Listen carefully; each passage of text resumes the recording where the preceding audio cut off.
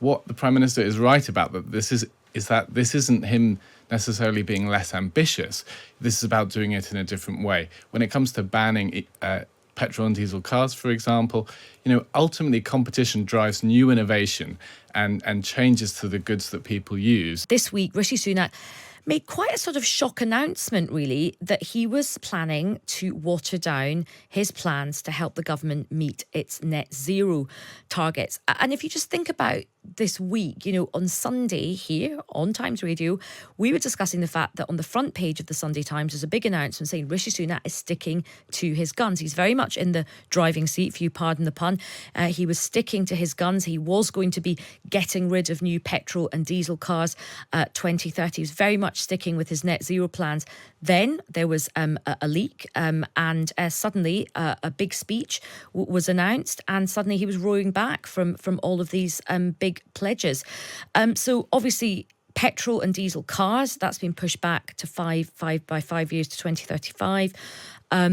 Plans to force homeowners to get rid of gas boilers with heat pumps have also been delayed. There's much mirth as well about axing some policy ideas that we didn't really think were actual policy ideas. The tyranny of the 7 bins, that apparently was something we were all going to get. I'd quite like to have 2 bins. My bins get nicked all the time. And this idea of a meat tax, which nobody'd really talked about, but there we go.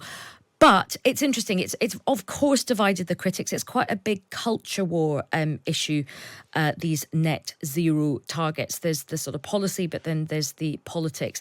I mean, Rishi Sunak's basic argument, and that's very much backed up by Suella Braverman and others, is that in a cost of living crisis, the British public just can't afford these measures. Well, let's dig into that. First of all, joined by Harry Wilkinson. Harry is the head of policy for the lobby group Net Zero Watch. Harry, welcome. Thank you very much for having me. So I presume you were delighted at Rishi Sunak's speech.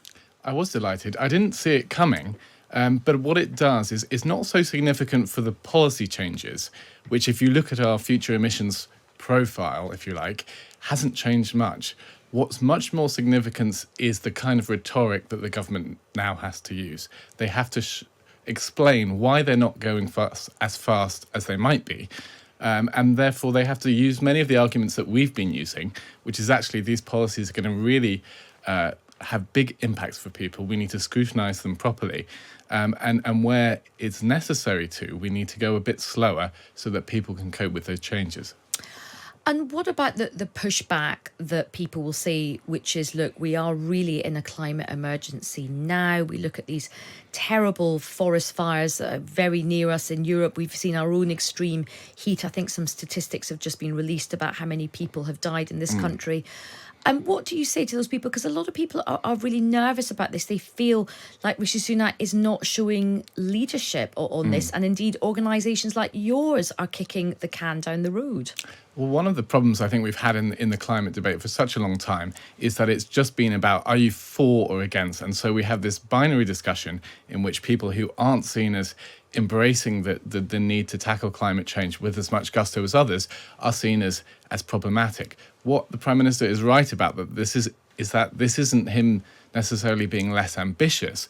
This is about doing it in a different way. When it comes to banning petrol and diesel cars, for example, ultimately competition drives new innovation and changes to the goods that people use. Will be much quicker, in my view, if it's based on that consumer choice. We will see very fast changes if products become cheaper and people would choose to buy them without compulsion. I think when you're talking about banning things, it's not expressing much confidence in EVs if you need to force people to use them. But don't you need to give some sectors a helping hand? And that's been a long tradition of government, which is targeted intervention to help different industries. And we've had the car industry, we've had Ford, we've had others coming out saying this is actually a really bad decision for British business. It's going to affect investment decisions and it could actually stall growth in those areas. Well, I think if you look at cars in particular, we've had people like Toyota, Jaguar, Land Rover say that they welcome the plan. So there is a mixed response there. However, what I would say is that markets are there to respond to people's needs and what consumers want. When they're getting together with government to force people to choose their products, we're going to see a planned economy in which people are left poorer. And that's not what anyone really wants to see. And what's motivated this? Because we had a little chat beforehand, Harry. You said that you were pleasantly surprised by this. It wasn't like you were putting pressure. You didn't have a hotline to Rishi Sunak, did you, before this? Absolutely not. We've So not where's been this talking come about... from? Do you think is this politics? Because on Sunday it was very much Rishi Sunak's cracking on. He's facing down his backbenchers. He's cracking on with his plans, and suddenly is this about politics rather than policy? I think it's interesting to speculate. I'm just an observer like you.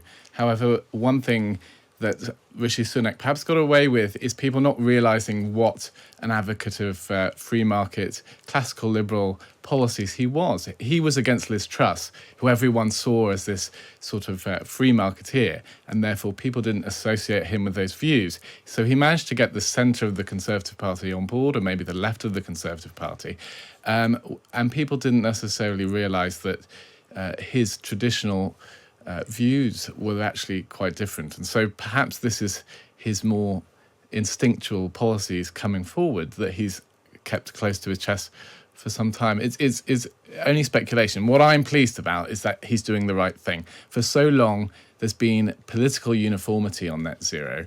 And now there's going to be a real debate. There's going to be a real digging into all the different policies and what they mean for people. And I think that's a really helpful, refreshing thing.